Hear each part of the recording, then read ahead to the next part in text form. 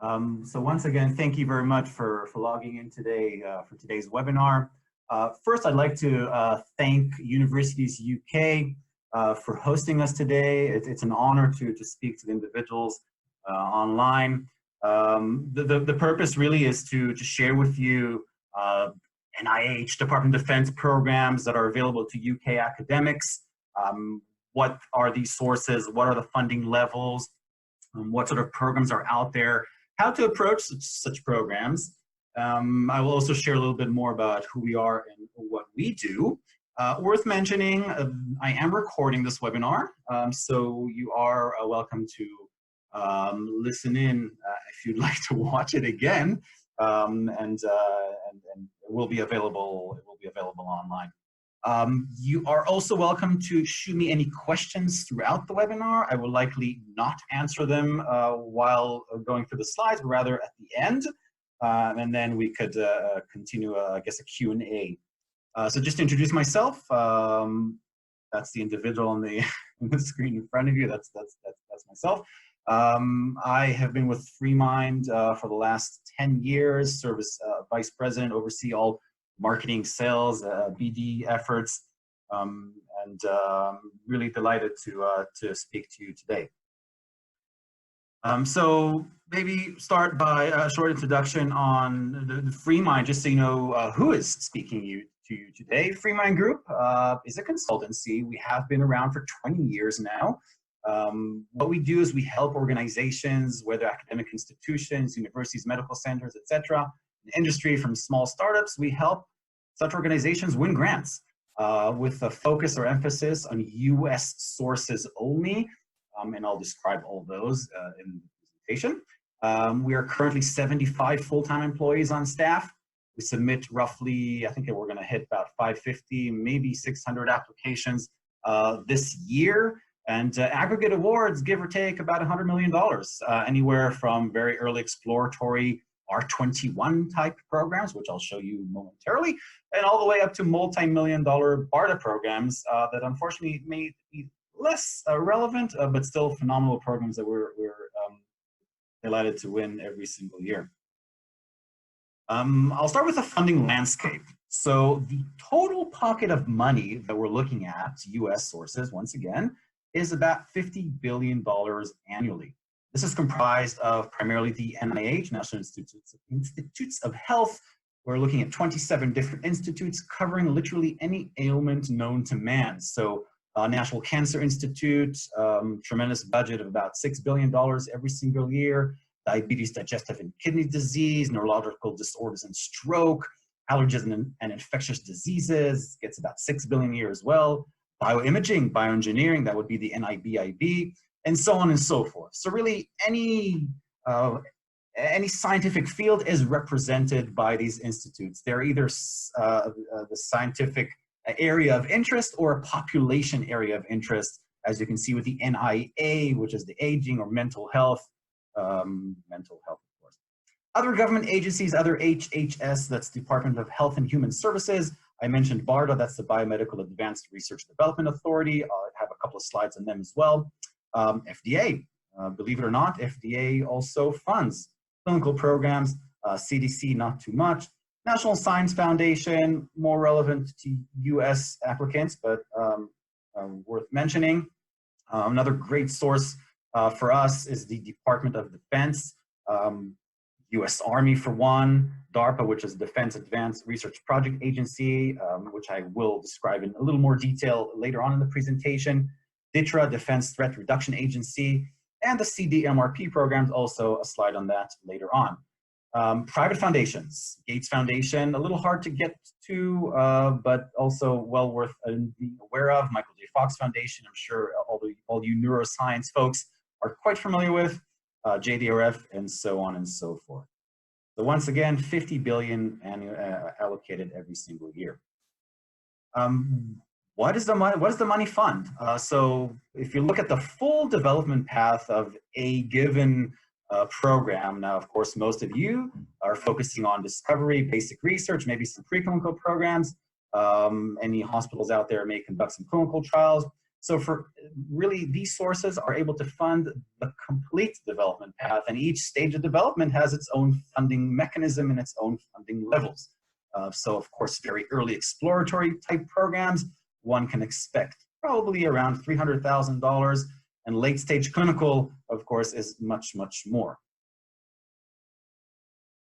And I will start with focusing on the National Institutes of Health. The total NIH budget is currently $39.1 billion. This has risen quite dramatically over the 4 or 5 years. It was roughly 30 billion, now, as I mentioned, 39.1.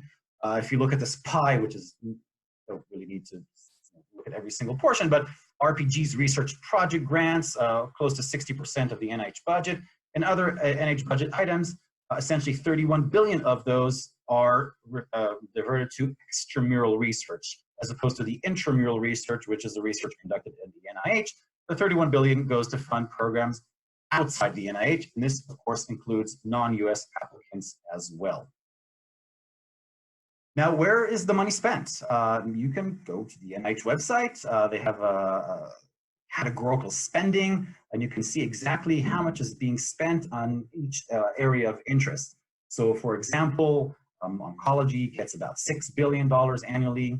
Neurosciences, $6 billion. Infectious diseases, $4 billion. And these are not mutually exclusive. There is some overlap here. So if you add them up, you aggregate them, it won't come 39 billion, but rather, like I mentioned, there is some overlap, and you could identify your area of interest and see how much money every year you or that area of interest potentially receives.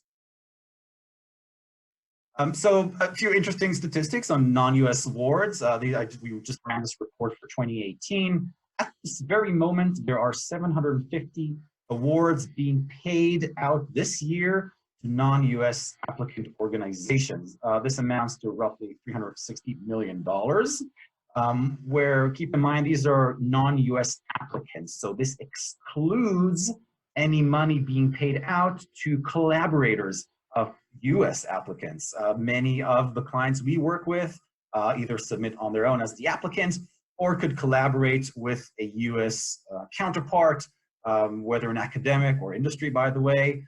So, of course, much more does actually go out to non-US applicants. What we have seen in many years in the business, at the end of the day, the best science wins. That's the bottom line. It's not a geographical question. It's not a political question. It's a scientific question. You are peer reviewed by experts in your field, and they are judging you primarily for the science. And I do have a few slides on that describing the review process. Same report from the, also report from the NIH. They have a map view.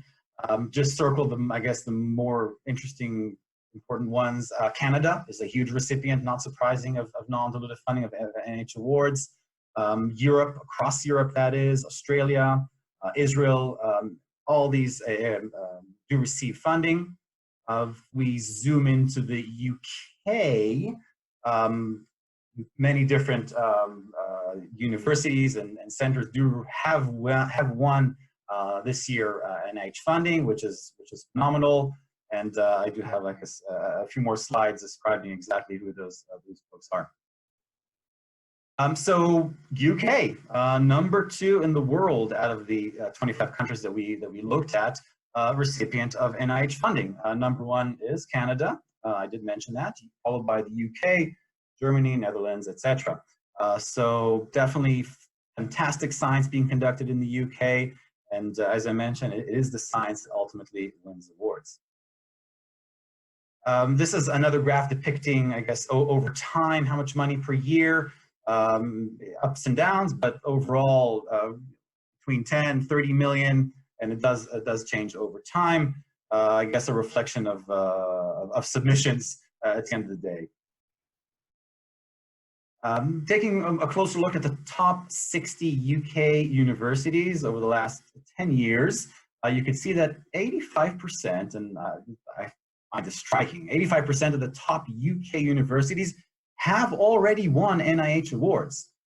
So obviously not all have been successful, and those who have been successful, I will guess not at 100% success, but probably we required multiple submissions until they were successful in winning. So really it is about a diligent effort, and then I'll talk about that later on. Here's just a snapshot of UK research institutes that were awarded, and you could read yourself to see who was the recipient of such awards. Here's another very interesting graph that we pulled together with information that we found in the public domain. If you look at the top 100 ranked world ranking of universities, so 70% of the top 100 ranked 0 to 100, that is, ranked universities have been successful in winning NIH funding. 50% of the top 200, and you could go, the further down you go, the percentages do go down, but maybe the take-home message here really is that even of the top 1,000 ranked universities, 13% have been successful in winning NIH funding. So definitely a valid source of funding, trying to win NIH. 93 UK universities out of the top 1,000 were successful in winning NIH funding, which is great. So the most common question we get when talking to non-US applicants, universities, etc., is why? Why would the NIH or US award award it all and award non-US applicants more specifically? So there's the I guess the altruistic response and the cynical response.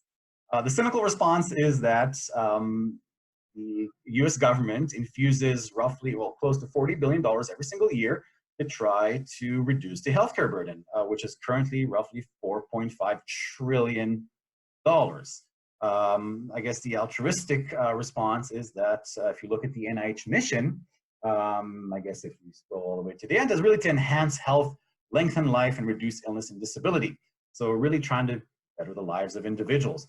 So if the best program, the best science is in the UK, then great. That is what could potentially be awarded. So once again, it's not a geographical question, but rather a scientific question, trying to address medical needs, trying to address unmet needs, that is.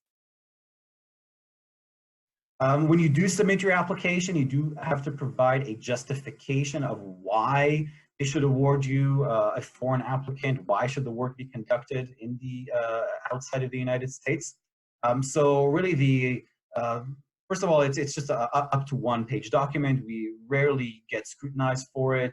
It's pretty straightforward. What we try to show is what sort of special opportunities, special expertise, experience, brain power, equipment, what have you, exist in your lab. Or by the way, if you can see, it says also, or augmenting existing US resources. So not just what necessarily you have. And at the end of the day, they're trying to advance health sciences also in the United States as a byproduct. So once again, while you do have to provide a form justification, it's not a huge hurdle to So a little bit more, a few more statistics that we thought could be of interest to you. Looking at the total ERC funding over the last 10 years for UK academics, we're looking at about $1 billion, which is phenomenal. You can see the numbers exactly. Over the same time period, roughly 200 million went to UK academics from NIH. So while only 20% of the ERC funding, still a tremendous source of funding, which is hardly being tapped. We have no metrics on how many submissions are made. However, we are quite confident that more submissions spell more awards. So that 200 million, that pie could be substantially, that piece of the pie can be substantially expanded through a diligent effort, a diligent submission effort. So if we do compare US versus EU sources, the various EU sources that the well-known ones, first of all, most of the US sources do accept non-US applicants. So by the way, it could be industry, so for-profit, so not just for you academics. So non-US applicants can win, we know this for a fact. Does not require any matching funds. We're looking at 100% grant, direct cost, plus 8% indirect, 8% overhead for foreign applicants. There are no royalty payments, so you do not have to pay back the US government. It is a grant, it's a gift, if you will. Very interesting point is that roughly 60 to 70% of awards are actually unsolicited or investigator initiated. And I have a few slides on that. I'll explain exactly what that means. This is opposed to many EU sources, which are very specific solicitations for a very unique, specific area of interest. And if you do not have the precise scientific solution, it would not be relevant. First of all, or further, we're looking at a single submission. So these are not large consortiums that you need to pull together, but rather a submission, a program could reflect just your lab, a program within your lab. Like I said, no need for a consortium. It is highly science-centered. It's not a geographical question, which I mentioned that, not a political. The idea is, or the underlying assumption is that the best science in the world ultimately gets awarded. Also, budget-wise, we are looking at roughly 10 times more NIH budget for life sciences as opposed to EU. Horizon 2020 budget, 24.6 billion over 7 years. That's roughly 3.5 billion per year, compared with 35 billion from NIH alone going to life sciences. So it's a huge pocket of money. As I mentioned, you as academics are eligible as well. So really three main types of submission. First, solicited, a specific solicitation. You go to the NIH website, you search, you find a perfect match, great, submit, and I'll show you where that is. Unsolicited is the second submission type. That's the, I mentioned that investigator initiated, or and I'll show you those R21 and R1, those are the main ones. Best to try to establish interest prior to submission, so talk to program officers within the dedicated institute. So if you're in oncology, try to reach out to National Cancer Institute program officers, try to get some feedback regarding your program, what sort of scope of work, etc. And then you can use the investigator-initiated solicitation, or rather parent announcement to go ahead and submit. A third option is the broad agency announcements. I have a couple of examples on that later on. Usually they're quite broad, case in point, or hence the name. Areas of interest, and I have a couple of those later on. So go to the NIH website. This is just a screenshot. All the way in the bottom, you can see search for funding opportunities and notices. Just above that, you can see a blue writing. It says view all parent announcements. Parent announcements are the unsolicited programs, and I'll show you those momentarily. So we ran the search today. I think there are 900 and some odd funding opportunities, solicitations rather, 1,300 solicitations. Currently, if you run a search of all solicitations, so really across the board of areas of interest, and you can find the one that's most relevant to you. Here are just a few examples of these such funding opportunities. I won't read them out because obviously you could do the same, but I gave you a few examples from oncology. Actually, maybe the first one could be of interest, the academic industrial partnerships for translation of technologies for diagnosis and treatment. So if you do have an industry collaborator, you could potentially submit together with them.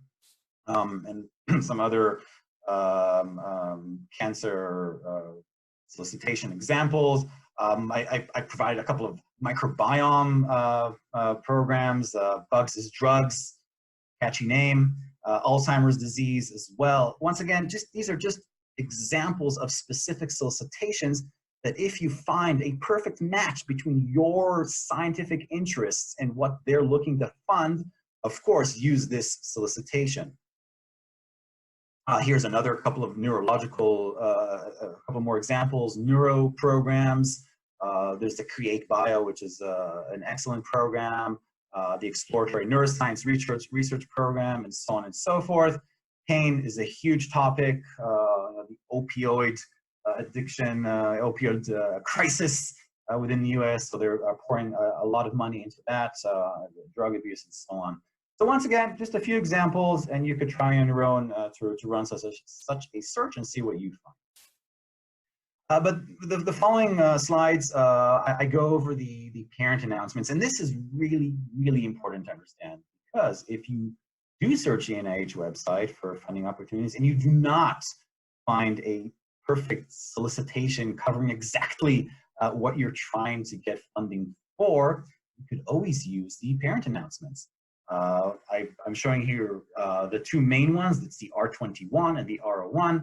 R21 is exploratory, very early phase. It's limited to 275,000 plus 8% overhead. 3 different R21 parent announcements. First one is, notice they're all the same title, so Exploratory Developmental Research Grant Program, and one is requires, or rather, basic experimental studies with humans are required, and I'll explain what that means. The second one, clinical trials are not allowed, whereas the third one, clinical trials are required.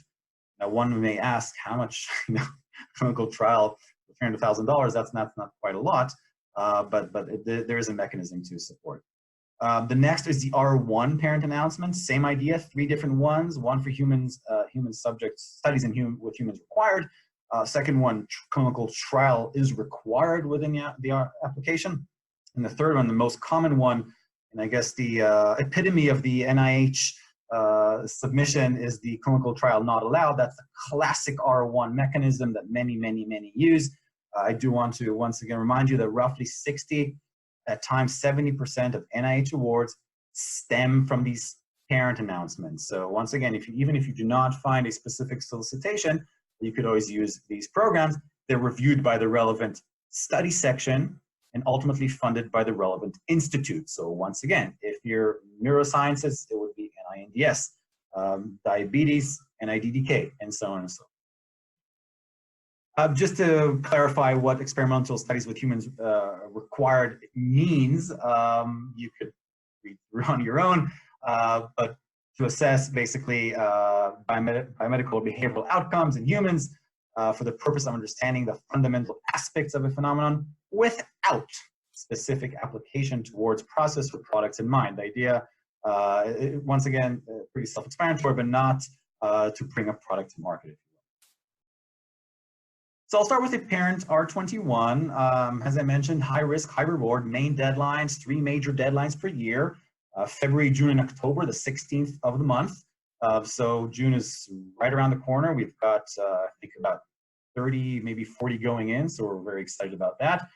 Budgets, $275,000 over 2 years plus 8% overhead.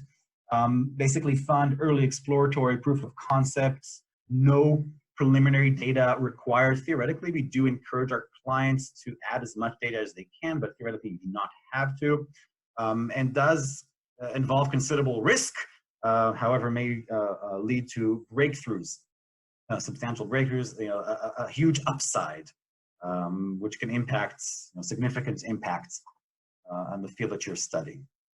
So 3 different ones. Here's just a cover page of the clinical trials not allowed. On the top of the page, you can see the various institutes that participate in the R21 clinical trial not allowed. So search for the one that's relevant to you and make sure that they do participate. If you look for National Cancer Institute, you will not find it.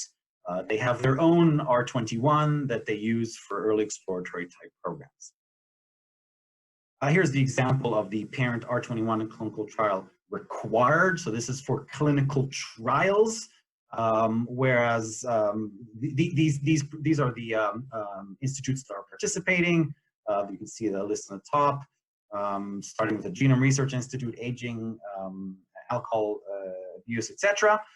NIAID, whereas the ones below, NIMS, or NIMH Mental Health, only allow for mechanistic studies, so not clinical trials per se. So just have to confirm that before you go ahead and submit if it is within your area of interest. The next parent announcement, and probably, as I mentioned, the quintessential solicitation from the NIH, the one that funds many academics across the United States and the world, Major deadlines are February, June, and October, 5th of the month. Roughly, or sorry, $500,000 per year for up to 5 years. So total $2.5 million plus overhead. Basically supports, or rather, if you have more substantial body of evidence, some real preliminary data, you could define or build a 5-year program, up to 5 years, that is. Great. Of course, it has to be your main area of expertise, otherwise it would be difficult to win. And of course, it has to be relevant to the programmatic interests of the participating NIH institutes, which I'll show you momentarily. Here's a list of those institutes. You can see many do participate. The first one, the National Cancer Institute, does indeed participate in this Parent R1, and many of their programs are funded through this one. This is the clinical trial not allowed, and is, as I mentioned several times, one of the main solicitations that we use regularly. And so, you know, academics everywhere. Here's the Parent R1 clinical trial required. Some allow for mechanistic studies only. Some allow for clinical trials. If you notice, many are missing from here. As an example, the NIDDK, diabetes, digestive kidney disease. Reason is they have their own clinical stage programs. There are other examples of these. So if you are, by any chance, looking to fund a clinical trial program, there are specific clinical trial programs issued by each institute that could fund clinical trials. And if you're very curious, you could visit our YouTube channel. There's a webinar on clinical programs, and you could see what's. I'd like to take a few minutes to talk about the NIH review process. So once you pull the application together, you hit the submit button, it goes to the Center for Scientific Review, and it's assigned to a specific study section. Study sections, of course, are specific, have a specific scientific focus. It is dispensed to peer review, typically 3, maybe 4 reviewers that would read through the application and score you on 5 different parameters. A score between 1 and 9, where 1 is the best score, 9 is the worst. If you want to win an award, you need 1s and 2s, maybe 3 is okay throughout these items. So first and foremost, they look at the innovation. How innovative is what you are proposing? They're looking at the significance to public health. Is it relevant to the mission of the NIH to address scientific need, significance? They're looking at the principal investigator, track record, publications, and so on. They're looking at the key persons. Do they have the necessary expertise to run the experimentation that you describe in the application? They're looking at the environment, the lab space. Can you support the work you mentioned? If it's microscopy, do you have the microscope? And so on. And ultimately, and most importantly, they are judging you for the science, the scientific approach. That is what wins awards, the best science in the world.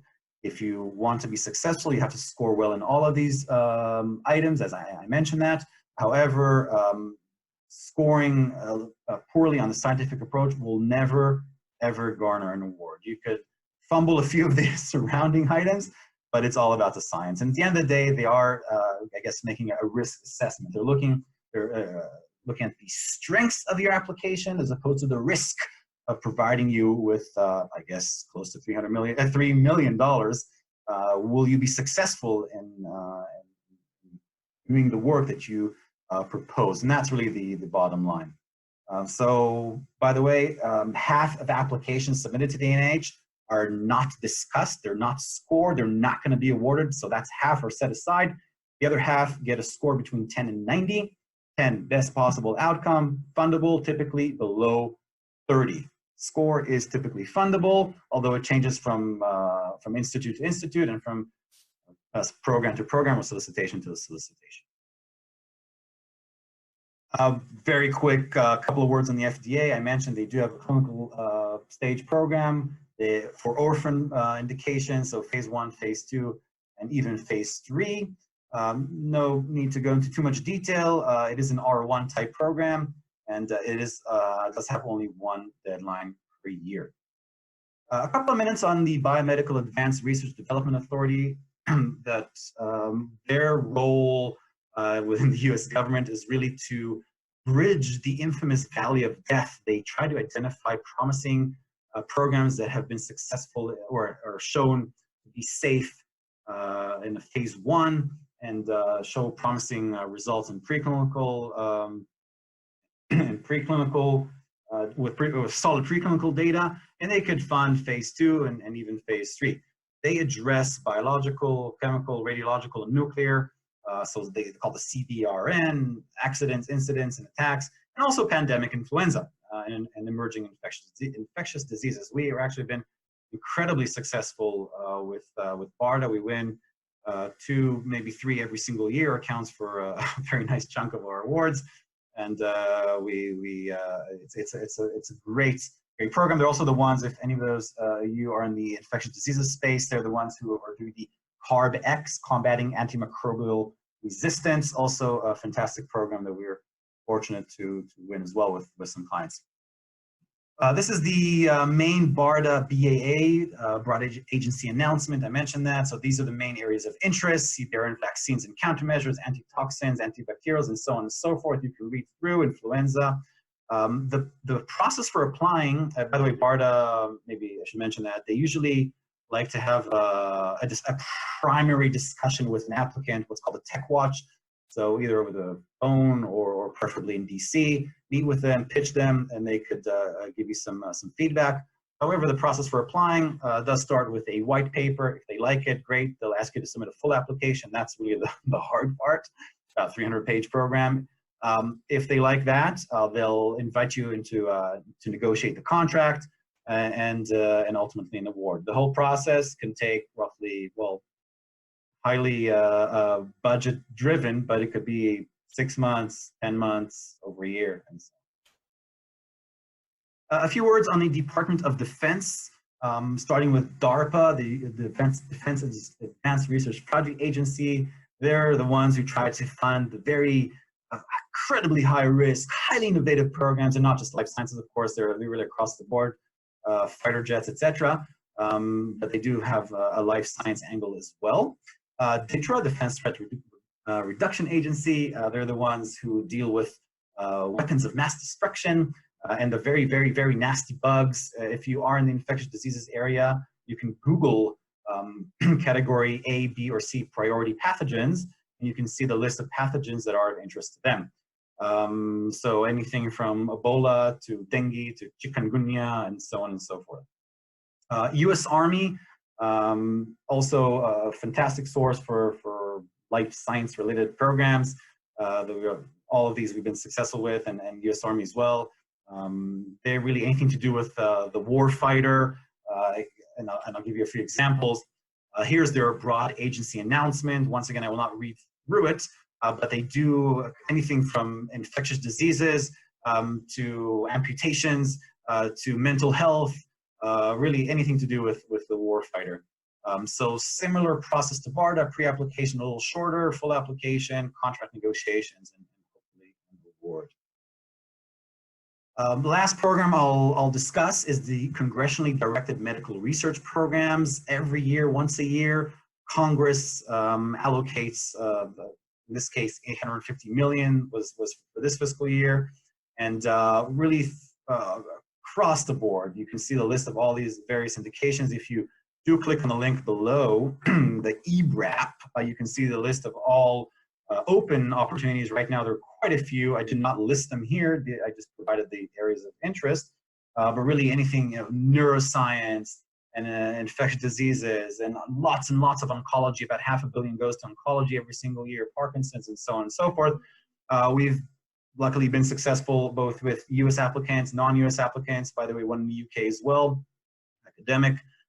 Great program, does require pre-application, followed by a full application if they like it. I'll take, I guess, a step back and share with you how we view the way to really increase your chances for award when you do approach these sources. First of all, they are quite open to discussion.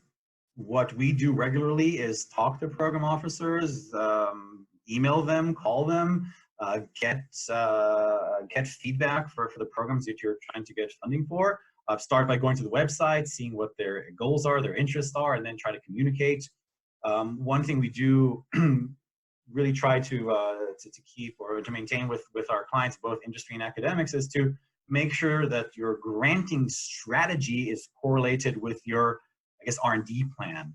Don't take a hard left turn just because there's a solicitation on something you think you you could be eligible for. No, the idea is to fund your science, your programs, and find the best match for that.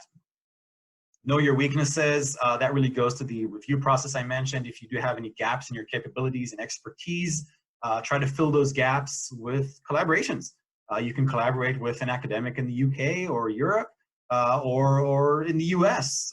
You can collaborate with industry partner anywhere in the globe. The idea is to fill those gaps with the necessary expertise. Definitely identify all relevant funding opportunities, whether it's NIH, whether it's DoD, whether it's private foundations. I'm sure you guys do this regularly with any of your programs, trying to find all relevant sources. What we do is with our clients is we plan and of course execute in a long-term multi-submission granting strategy. We have learned over many years in the business that to be successful, and I think that any academic knows this, to be successful, you have to take a diligent effort, submit multiple applications. Of course, not all will be awarded. It is a game of statistics, a numbers game. Learn from the process, get reviewed, resubmit based on reviewers' comments, and then try to be awarded. That's really how you win awards. Maybe a couple of words on FreeMind. What we try to do is really maximize the funding potential. 3 things that we do in a very simplistic way to phrase them. We identify all relevant funding opportunities. We devise a multi-submission granting strategy, and we go ahead and help our clients submit as many top quality applications as we can.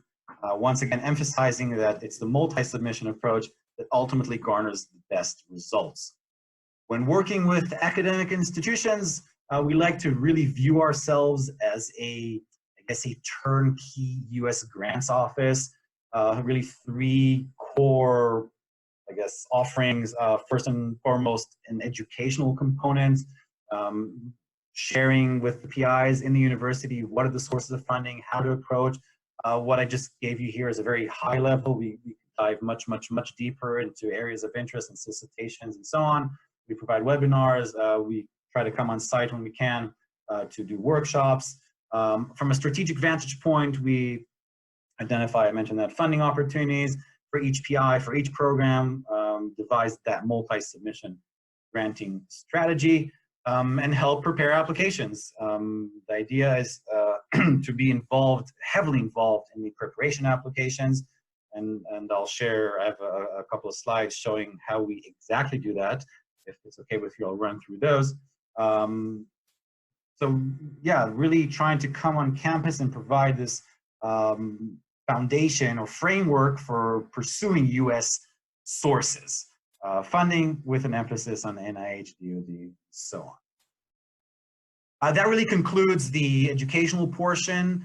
My email, phone, call me, that's fine. I do want to just to show you, I guess, the mechanics of it, if that's okay. It takes another minute or so, and then I'll look at the various questions and I'll try to answer those as directly as I can.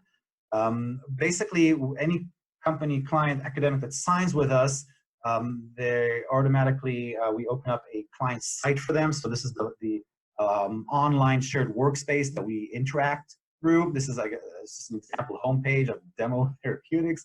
Not terribly interesting. First order of business, besides uploading background material for our client strategists to review the material, is to really define all of the scientific programs that you have within the lab, or the ones that are of interest to you. It's done through a very easy online dynamic form. Just drop down, add some text, etc., and that defines the pipeline. Moving right along, once we understand the programs, we correlate your interest with potential sources, thereby identifying all relevant funding opportunities, which is then outlined in the strategic assessment document showing you all of the funding opportunities. Next order of business is to strike up a conversation, a strategic conversation, to select the ones that we will ultimately go for. So here's an example, which pipeline project, breast cancer, and the correlating funding opportunity. When are we going to initiate the program, and when is the application due date? That translates into the granting strategy. So you can print out this strategy, enlarge it, and paste it over your headboard. So you're always on top of exactly what you need to submit at what time point. Each one of these lines is a specific submission. And I'll show you exactly how we interact on the submission side. Here's an example of a list of programs that we're working on in progress. If I go into one of those, you can see on the left-hand side, all the documents, all the required documents. On the right-hand side, a corresponding checklist, so we know who's responsible for what program. Right in the middle there, you can see a green button. You could share this program externally, and the folks you're sharing it with, whether it's the Mayo Clinic or another academic in the UK, they will be able to see only this program. So you can allow them access, and we could all interact together. If you go deeper into the various documents, click on a document, opens up in Word, either online or you can do it locally. You can see who's editing. We do a lot of editing. We prepare all the templates based on the background material, based on our 20 years of experience, expertise, past awards that you may send us, that we have, and any material you send us. And we create those templates, and from here on in, it's this back and forth iterative review process. So the more times we can pass the documents between us, or virtually, the more comments, edits, feedback we can provide. Of course, we pull all that together, and we take care of the administrative side usually. Sometimes the academic grants office prefers to hit the submit button, but we're quite open to doing so. Also, passwords are maintained. There's a variety of passwords you need, and we could keep those for you in our system as well. This is just some fluff, our Twitter feed, updates from the NIH, and so on. Yeah, that's pretty much it on the on the mechanics. And that really does conclude the presentation. I do have a bunch of questions here, and I'll try to run through them.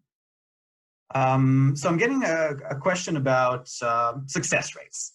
So across the NIH, the success rates, first of all, it is competitive. You know, we're not saying otherwise. Success rates could be anywhere, you know, as low as 15%, upwards of 20%. These are NIH statistics, rather. There actually are no metrics on non-US versus US. Reason is they do not advertise, or the NIH does not have this information readily available, so we don't actually know. We do know from our experience that we don't see much difference between our US and non-US applicants, mainly because at the end of the day, and I mentioned this, it's all about the science. What wins awards is great science.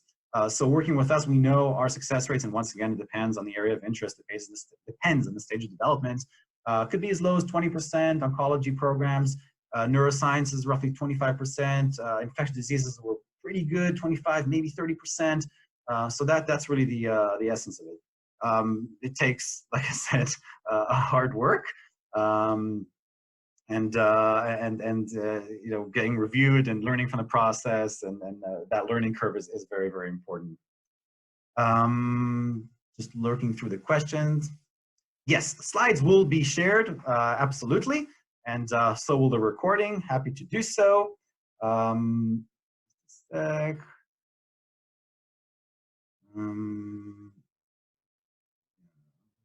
think I addressed this in the presentation.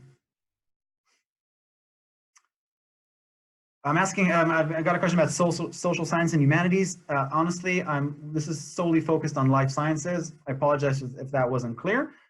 So no, only I don't know. That's the bottom line.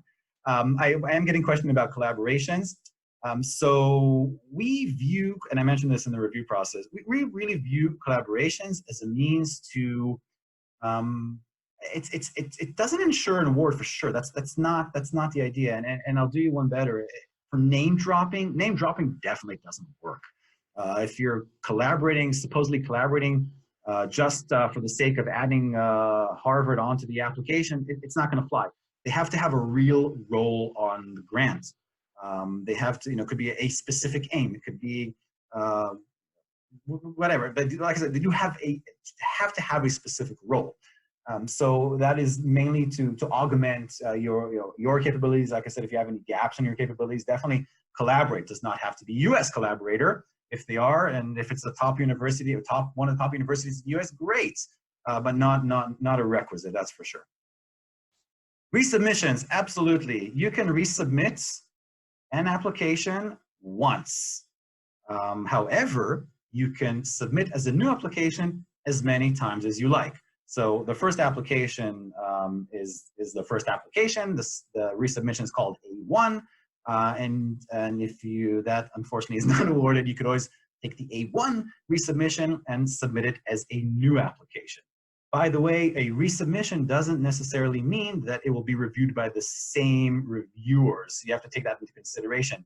While many of our awards do stem from resubmissions, we have also seen the opposite, where a resubmission actually resulted in a poor score. So sometimes it does actually make sense to submit it submit the revision as a new application.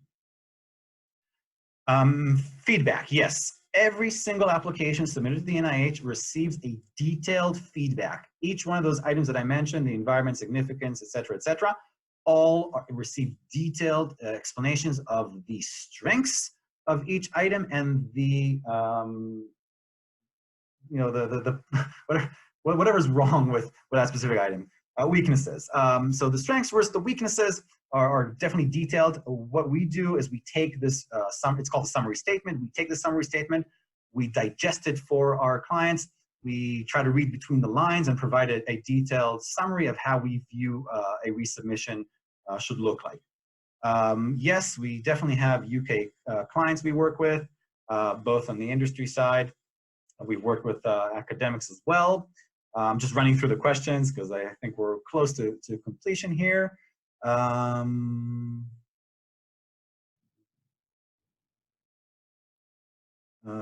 Yes, someone asked me if I recommend being in contact with a program officer prior to submission. Absolutely. Great way to get some feedback, not to be confused with heavens lobbying. That does not work, absolutely not. POs, by the way, do not actually make the decision. It's the review, the external review that ultimately makes the decision. So it's not up to the PO. If the PO likes it, they could try to push it through, but it's not. It's really more for a scientific conversation with the PO, not to try to increase your chances for award. I'm just going to try to take a look at some more questions here. Let's see. Yes, the slides will be shared. Someone asked me why only 50% of the applications are even marked. So it's not that they're all reviewed, just 50% are not scored. They're what's called not discussed. Not discussed means they're not discussed in the final panel. Rather, they only discuss the other 50%. That's just the way it works.